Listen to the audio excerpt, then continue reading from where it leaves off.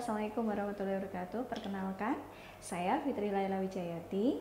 Di sini saya akan menjelaskan mengenai hal-hal yang berkaitan dengan investasi. Hal ini berkaitan dengan praktikum pasar modal syariah yang ada di Fakultas Ekonomi dan Bisnis Islam UIN Raden Mas Said Surakarta. Oke, untuk pembahasan kali ini kita akan membahas mengenai pengenalan investasi. Apa materi pokok yang akan kita bahas kali ini, yaitu berkaitan dengan pengertian investasi, yang kedua berkaitan dengan jenis pasar investasi, yang ketiga berkaitan dengan pasar modal, yang keempat berkaitan dengan struktur pasar modal, dan yang kelima ini berkaitan dengan instrumen investasi yang diperjualbelikan di pasar modal. Oke, langsung saja kita ke pembahasan pertama berkaitan dengan pengertian investasi. Investasi itu apa sih gitu ya? Investasi itu adalah aktivitas untuk menempatkan modal, baik itu berupa uang atau modal pada suatu benda atau pada suatu lembaga atau pada pihak lain. Nah, apa tujuan dari investasi ini? Tujuan investasi tentunya untuk mendapatkan keuntungan. Tetapi keuntungannya seperti apa? Keuntungan pada periode waktu tertentu gitu ya, sesuai dengan jangka waktu investasi yang kita miliki atau yang kita inginkan. Kemudian dari dana investasi tadi pasti ada pihak pengelolanya. Nah, pihak atau pengelola itu gitu ya, pihak pengelola atau dana dari investasi tadi akan ditempatkan dan dikelola oleh badan atau pihak, dan keuntungan atas pengelolaan dana akan dikembalikan kepada investor sebagai imbal balik sesuai dengan ketentuan yang telah disepakati, sehingga nanti dana yang diinvestasikan tadi ada pihak yang mengelola, kemudian dari pengelolaan dana tadi ada keuntungan yang nanti akan dikembalikan kepada investor. Tentunya nanti besarnya keuntungan yang akan dikembalikan kepada investor sesuai dengan kesepakatan antara investor dan pihak pengelola dana yang telah ditentukan di awal, seperti itu. Nah, kemudian kalau kita berbicara mengenai investasi, secara garis besar investasi ini akan dibagi menjadi dua gitu ya. Ada investasi pada aktivitas real, ada investasi pada aktivitas finansial gitu ya. Apa perbedaannya ketika kita berinvestasi pada aktivitas real? Maka investasi yang bisa kita lakukan adalah investasi pada tanah, pada logam mulia, pada properti dan lain sebagainya yang bentuknya berwujud gitu ya, atau aset fisik. Kemudian kalau kita ingin berinvestasi pada aktivitas finansial, ini lebih pada investasi pada surat berharga seperti saham, obligasi, deposito, dan lain sebagainya, seperti itu. Nah, ini adalah awal pengertian mengenai investasi. Kita lanjutkan lagi berkaitan dengan manfaat dan resiko investasi. Tentunya ketika kita melakukan investasi, ada manfaat yang akan kita ambil dan harus ada resiko yang kita pertimbangkan untuk menentukan investasi mana yang tepat untuk kita lakukan gitu ya.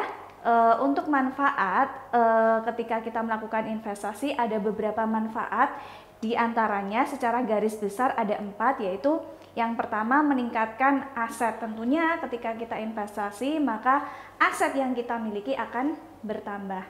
Kemudian yang kedua, investasi ini juga dapat untuk memenuhi kebutuhan masa depan. Kemudian yang ketiga, manfaat dari investasi tadi adalah untuk menghindari utang, karena kita punya cadangan dana yang kita serahkan kepada pihak lain untuk dikelola, seperti itu ya. Kemudian yang keempat, gaya hidup hemat. Dengan kita berinvestasi, kita pun dapat merubah pola hidup kita menjadi gaya hidup hemat, karena uang yang kita miliki lebih baik untuk diinvestasikan daripada kita konsumsi, seperti itu ya. Kemudian selain ada manfaat dalam investasi, tentunya ada yang namanya resiko investasi. Resiko ini berkaitan dengan resiko pilihan investasi mana yang akan kita lakukan. Yang pertama ada resiko suku bunga gitu ya. Yang kedua ada resiko pasar. Yang ketiga ada resiko inflasi, dan yang keempat ada risiko likuiditas. Nah, untuk resiko-resiko ini nanti kita akan bahas pada pertemuan selanjutnya atau pada bab selanjutnya ketika kita sudah mengenal untuk masing-masing investasi yang bisa kita lakukan. Oke, kita lanjutkan ya. untuk jenis pasar investasi. Ketika kita ingin berinvestasi gitu ya, pilihan investasi yang mana yang akan kita lakukan, tentunya kita perlu tempat atau perlu perlu tempat gitu ya, di mana kita harus menginvestasikan uang kita. Secara garis besar gitu ya, jenis pasar investasi ini dapat dibagi menjadi dua, pasar uang dan pasar modal. Apa perbedaannya? Perbedaannya adalah pada letak jangka waktu investasinya. Ketika kita ingin berinvestasi pada surat berharga dengan jangka waktu pendek, maka pilihan kita ada di pasar uang. Tetapi ketika kita ingin berinvestasi pada surat berharga gitu ya, dalam jangka waktu panjang, maka kita akan memilih pasar modal seperti itu. Oke. Kemudian apa sih perbedaan secara detail antara pasar uang dan pasar modal? Yang pertama berkaitan dengan instrumen pasarnya. Tentunya tadi di awal saya sudah bilang ya, atau saya sudah sebutkan bahwa ketika kita berinvestasi di pasar uang dan di pasar modal itu ada perbedaan dalam jangka waktunya. Untuk pasar uang, karena jangka waktunya adalah jangka waktu pendek, maka instrumennya adalah deposito berjangka, sertifikat Bank Indonesia, atau treasury bills. Ini adalah contoh-contoh instrumen pasar yang ada pada pasar uang. Kemudian ketika kita ingin berinvestasi di pasar modal, maka alternatif surat berharga yang bisa kita peroleh yaitu ada saham, ada obligasi, ada reksadana, ada ETF, atau instrumen derivatif lainnya. Nah, itu perbedaan yang pertama. Yang kedua, ketika kita berbicara mengenai pasar, pasti kita akan berbicara mengenai pihak yang mengatur dalam pasar tersebut. Nah, ada dua perbedaan ketika kita melihat antara pasar uang dan pasar modal. Pasar uang, otoritas tertinggi ada pada Bank Indonesia. Sedangkan untuk pasar modal, otoritas tertinggi ini ada di Otoritas Jasa Keuangan atau yang disebut dengan OJK. Seperti itu. Kemudian perbedaan yang ketiga ini berkaitan dengan jangka waktu. Pasar uang ini ditujukan tadi untuk investasi dalam jangka pendek. Sedangkan untuk pasar modal ini ditujukan untuk investasi jangka panjang seperti itu. Kemudian perbedaan yang keempat ini berkaitan dengan likuiditas pasar. Tentunya karena pasar uang adalah sarana investasi jangka pendek, maka likuiditas pasar uang akan lebih likuid, akan lebih cair dibandingkan dengan pasar modal seperti itu. Nah, kemudian apalagi perbedaannya ya? Perbedaan kelima itu berkaitan dengan return atau berkaitan dengan imbal hasil. Kalau di pasar uang, return yang bisa kita peroleh atau imbal hasil dari investasi yang bisa kita peroleh adalah bunga sementara. Sedangkan atau pada pasar uang gitu ya, return yang kita bisa peroleh atas hasil investasi kita adalah bunga. Sementara pada pasar modal, return yang bisa kita peroleh ada dua gitu ya. Keuntungan yang mungkin kita bisa peroleh dari pasar modal itu ada dua. Yang pertama disebut dengan dividen, yang kedua disebut dengan capital gain. Seperti itu. Kemudian perbedaan yang terakhir ini berkaitan dengan resiko. Resiko pada pasar uang ini akan lebih rendah dibandingkan dengan pasar modal, mengingat jangka waktu untuk investasinya berbeda. Pasar uang itu lebih liquid sehingga resikonya itu lebih rendah dibandingkan dengan pasar modal yang investasinya memang ditujukan untuk jangka panjang seperti itu. Nah, itu perbedaan-perbedaan antara pasar uang dan pasar modal dalam 5 aspek seperti itu. Oke, kita lanjutkan sekarang. Karena kita ini adalah praktikumnya adalah pasar modal syariah, maka yang akan kita tekankan adalah pasar modal gitu ya, atau untuk investasi jangka panjang. sebelum kita mengenal gitu ya, sebelum kita berbicara lebih jauh mengenai pasar modal, maka kita harus mengenal dulu apa yang disebut dengan pasar modal. Kalau dalam definisi, pasar modal ini adalah suatu pasar yang abstrak, di mana yang diperjualbelikan adalah dana-dana jangka panjang, yaitu dana yang keterkaitannya dalam investasi itu lebih dari 1 tahun. Jadi memang pasar modal ini pasar abstrak gitu ya, karena memang pasar modal ini tidak ada tempat khusus gitu ya, seperti tempat ruangan yang digunakan untuk jual beli, tetapi memang pasar ini pasar abstrak seperti itu. Oke, kita lanjutkan lagi. Apa saja sekarang pilihan investasi atau produk apa saja dalam pasar modal yang bisa kita investasikan gitu ya. Yang pertama ada yang disebut dengan saham, yang kedua obligasi, yang ketiga reksadana, dan yang keempat adalah sukuk. Apa perbedaan antara 4 instrumen investasi ini? Kita lihat dulu berbagai pengertian dari instrumen-instrumen investasi ini. Oke, yang pertama kita akan membahas mengenai saham. Apa sih pengertian saham gitu ya?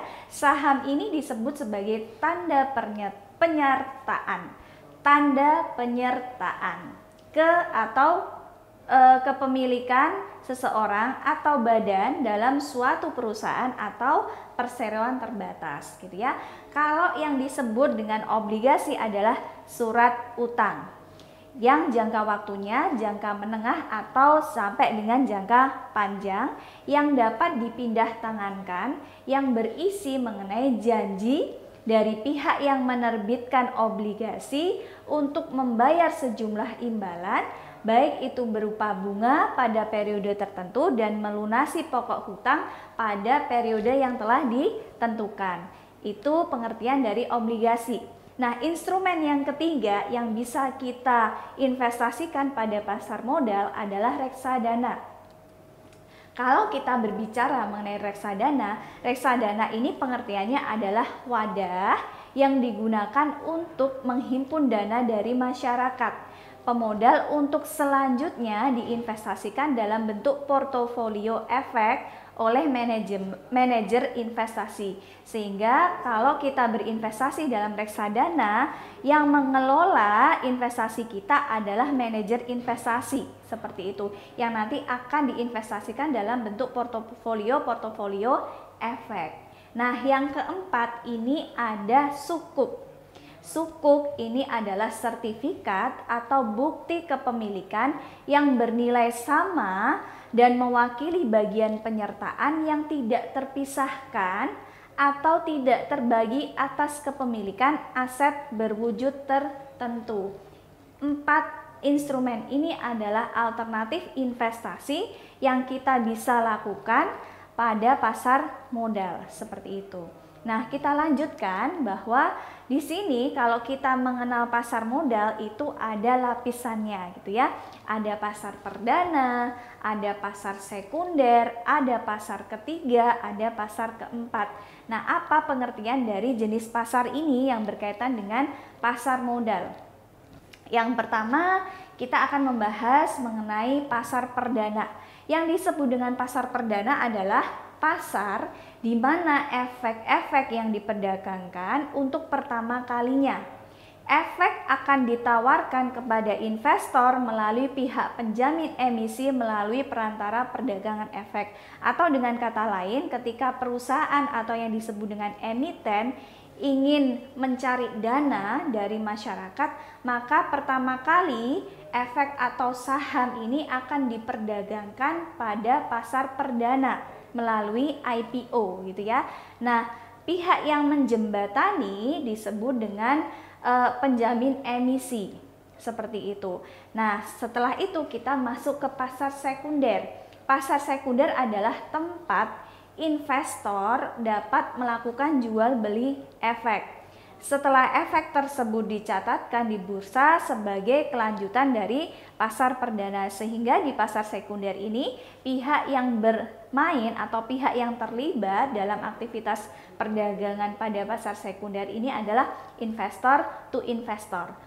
gitu ya, bukan lagi emiten ke investor tapi investor to investor seperti itu.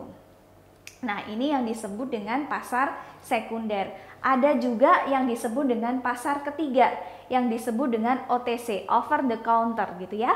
Merupakan sarana transaksi jual beli efek antara anggota bursa atau market maker serta investor dengan harga yang dibentuk oleh market maker. Nah, kita lanjutkan yang terakhir, ada pasar keempat, yaitu tempat transaksi jual beli antara investor jual dan investor beli tanpa perantara efek. Pasar keempat ini hanya dilaksanakan oleh investor besar saja, seperti itu. Nah, ini adalah jenis-jenis pasar yang terkait dengan pasar modal. Kita lanjutkan ke materi selanjutnya. Nah, tadi kita sudah mengenal mengenai pasar modal. Tentunya kita juga harus mengenal mengenai bagaimana pasar modal yang ada di Indonesia, seperti itu ya. Nah, pasar modal di Indonesia ini disebut dengan Bursa Efek Indonesia. Nah, Bursa Efek Indonesia ini merupakan lembaga yang memang mengelola pasar modal di Indonesia. BEI ini menyediakan infrastruktur bagi terselenggaranya transaksi di pasar modal. Kemudian untuk mengatur mengenai kegiatan pasar modal ini diatur dalam Undang-Undang Nomor 8 Tahun 95 tentang pasar modal yang mengatur mengenai ketentuan penyelenggaraan dan aktivitas pasar modal di Indonesia, seperti itu. Kalau kita lihat di sebelah kanan atau di sisi kanan saya gitu ya, ini merupakan struktur pasar modal yang ada di Indonesia. Jadi otoritasnya ada Kementerian Keuangan gitu ya, kemudian ke OJK sebagai pihak pengawas, kemudian ada lembaga penunjangnya yaitu Bursa Efek Indonesia, ada lembaga clearing dan penjamin efek, kemudian ada lembaga penyimpan dan penyelesaian gitu ya. Kemudian di bawahnya ada lembaga lainnya yang terlibat dalam bursa efek atau yang terlibat dalam perdagangan pada bursa efek, seperti itu. Nah, kalau kita lihat di sini, pelaku pasar modal itu siapa gitu ya? Pelaku pasar modal adalah pihak yang terlibat dalam kegiatan pasar modal. Kalau secara garis besar ada 3 pihak yang terlibat pada pasar modal. Yang pertama ada emiten, yang kedua ada investor, dan yang ketiga ini ada perusahaan pengelola dana. Nah, apa saja pengertian dari masing-masing pihak ini gitu ya? Kita bahas satu-satu. Untuk emiten, emiten ini merupakan perusahaan yang melakukan penjualan surat berharga atau melakukan emisi. Sedangkan yang disebut dengan investor adalah pihak pembeli atau pihak yang memiliki dana atau yang disebut dengan pihak penanam modal pada perusahaan yang melakukan emisi tadi. Kemudian ada pihak terakhir yaitu perusahaan pengelola dana, merupakan perusahaan yang beroperasi di pasar modal dengan mengelola dana yang berasal dari investor. Ini secara garis besar adalah pihak-pihak yang terlibat pada pasar modal. Oke, kemudian tadi dalam struktur pasar modal ada yang disebut dengan lembaga penunjang pasar modal. Nah, kita lihat yang pertama, lembaga penunjang pasar modal. Yang pertama ada Otoritas Jasa Keuangan. Di Indonesia disebut dengan Otoritas Jasa Keuangan atau yang disebut dengan OJK. Apa perannya dalam pasar modal? OJK ini akan berperan sebagai pihak pengawas dan regulasi kegiatan pasar modal yang ada di Indonesia.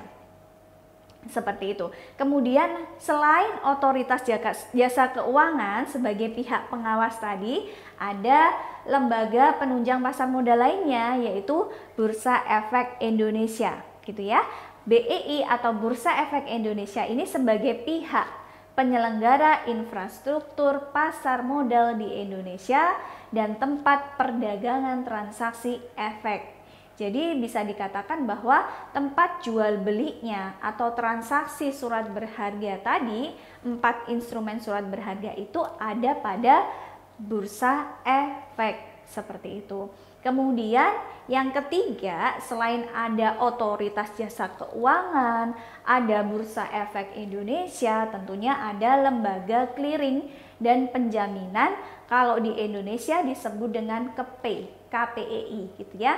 Apa fungsi KPEI atau apa fungsi lembaga clearing dan penjaminan ini? Untuk melakukan aktivitas clearing dan memberikan jaminan terselenggaranya pemindahan dan penjaminan atas transaksi seperti itu. Kemudian kita beralih nih di lembaga penunjang lainnya. Selain ada KPEI gitu ya, KPII, juga ada pihak yang berfungsi untuk menyimpan dan menyelesaikan transaksi efek.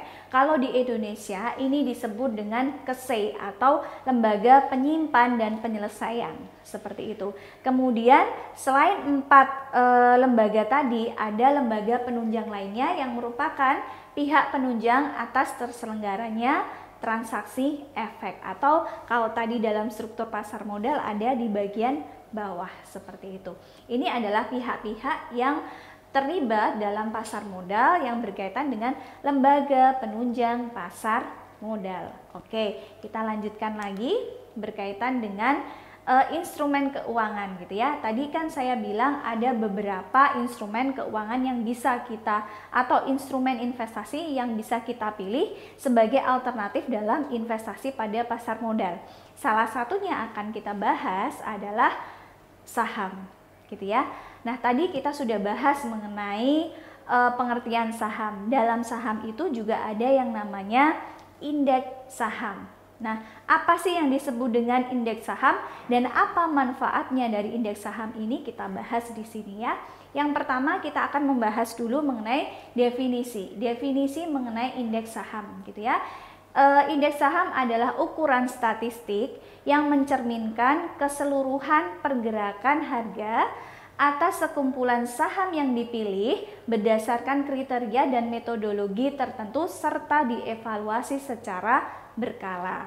Kemudian apa manfaatnya ketika kita berbicara mengenai indeks saham? Ada beberapa manfaat yang bisa kita peroleh mengenai indeks saham yang digunakan sebagai salah satunya tolak ukur investasi, seperti itu ya. Yang pertama, manfaat dari indeks saham ini adalah mengukur sentimen pasar. Yang kedua, dapat dijadikan produk investasi pasif seperti reksadana indeks, ETF indeks, serta produk turunan lainnya. Yang ketiga, dapat dijadikan sebagai benchmark bagi portofolio aktif. Yang keempat, sebagai proksi dalam mengukur dan membuat model pengembalian investasi, resiko sistematis, dan kinerja yang disesuaikan dengan resiko. Yang kelima, manfaatnya adalah sebagai proksi untuk kelas aset pada alokasi aset. Nah, ini merupakan pengertian dan manfaat indeks. Ini adalah beberapa indeks yang ada di Bursa Efek Indonesia. Selain ini sebenarnya ada beberapa indeks lagi, tetapi ini yang saya sebutkan hanya beberapa contohnya saja. Misalnya ada IHSG, ada LQ45, ada IDX 80 gitu ya, ada IDX 30, ada JEI, ada JII 70 seperti itu.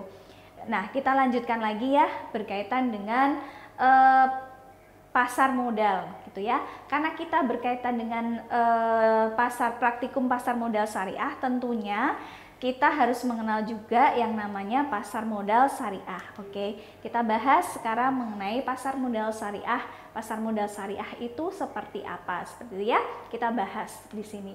Nah, kalau kita berbicara mengenai pasar modal syariah, kita harus berbicara dulu atau kita harus mengerti dulu apa pengertian atau definisi dari pasar modal syariah ini gitu ya. Nah, kalau kita lihat dalam pengertiannya, pasar modal syariah adalah pasar modal yang menerapkan prinsip-prinsip syariah dalam kegiatan transaksi ekonomi dan terbebas dari hal-hal yang dilarang oleh ajaran Islam seperti riba, hal yang dilarang ya, gharar, ada maisir. Ini yang tidak boleh gitu ya, yang tidak boleh dalam ajaran Islam. Kemudian ketika kita berbicara pada pasar modal syariah gitu ya, maka kita akan memilih investasi-investasi atau kita memilih efek-efek yang sesuai dengan ketentuan Islam gitu ya. Nah, kita bisa memilih efek-efek tadi gitu ya, efek-efek atau saham-saham yang berdasarkan ketentuan syariah ini berdasarkan daftar efek syariah. Apa yang disebut dengan daftar efek syariah adalah daftar mengenai saham-saham yang dikategorikan sebagai saham yang layak dan memenuhi kriteria saham syariah. Oke, kita berbicara mengenai saham syariah. BEI ini selaku penyelenggara kegiatan pasar modal di Indonesia akan bekerja sama dengan DSN MUI selaku pengawas serta OJK selaku regulator dalam menerbitkan daftar efek syariah. Jadi di sini yang dimaksud dengan saham syariah ini saham yang ditentukan oleh BEI yang bekerja sama dengan DSN MUI sebagai pengawas dan OJK sebagai regulator untuk menyusun atau menerbitkan yang namanya daftar efek syariah yang tadi kita bahas. Nah, alternatif pilihannya gitu ya, saham syariah ini akan terdaftar atau akan terdaftar gitu ya pada indeks syariah. Nah, indeks syariah apa saja di sini yang ada di Indonesia? Secara garis besar ada 2 indeks saham, yaitu JII, Jakarta Islamic Index, yang merupakan 30 saham syariah pilihan dengan kapitalisasi pasar terbesar dan liquid gitu ya. Kemudian ada ISSI, Indeks Saham Syariah Indonesia, merupakan keseluruhan saham syariah yang terdaftar dalam DIS seperti itu. Oke, kalau kita lihat mekanisme dari pasar modal syariah seperti ini. Jadi saham syariah, pihak yang menyelenggarakan atau tempat untuk berdagang saham syariah itu ada di mana? Ada di BEI gitu ya. Kita bisa memilih saham-saham syariah ini berdasarkan daftar efek syariah yang tadi diterbitkan oleh Bursa Efek Indonesia. Nah, daftar efek syariah itu bisa kita lihat gitu ya. Alternatif pilihannya ada di ISSI gitu ya, ataupun di JII. Pihak yang mengatur mengenai pasar modal syariah itu ada 2. Yang pertama, OJK berperan sebagai regulator gitu ya. Yang kedua ada DSN MUI yang bertugas sebagai pengawas seperti itu. Oke, kita lanjutkan mengenai rambu-rambu dalam berinvestasi pada pasar modal syariah. Ada 5 rambu-rambu yang harus kita ketahui berkaitan dengan pasar modal syariah, yang tentunya saham-saham tersebut yang dipilih dalam DS itu harus memenuhi kriteria saham syariah, yaitu yang pertama terbebas dari unsur riba, yang kedua terhindar dari unsur gharar gitu ya, yang ketiga terhindar dari unsur judi atau yang disebut dengan maisir, yang keempat terhindar dari unsur syubhat, dan yang terakhir terhindar dari unsur saham seperti itu. Nah, demikian penjelasan dari saya yang berkaitan dengan pengenalan pasar modal. Semoga ada manfaat yang bisa kita ambil. Sampai ketemu pada pertemuan selanjutnya.